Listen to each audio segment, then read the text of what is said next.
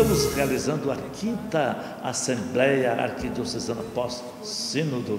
Estamos atualizando o nosso sínodo com o Diretório Nacional de Comunicação da Igreja no Brasil, documento 99, aprovado em 2014 pela Conferência Nacional dos Bispos no Brasil. Você já percebeu certamente, hoje, no 3º milênio, o novo evangelizador é também um internauta.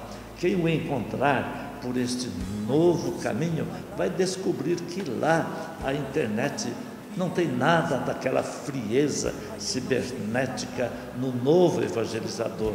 A internet tem sorriso, tem calor humano, tem gente por detrás dos monitores.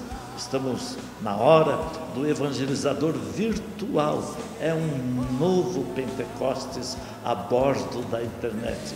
Mas veja, não pode faltar a comunicação de todos os tempos.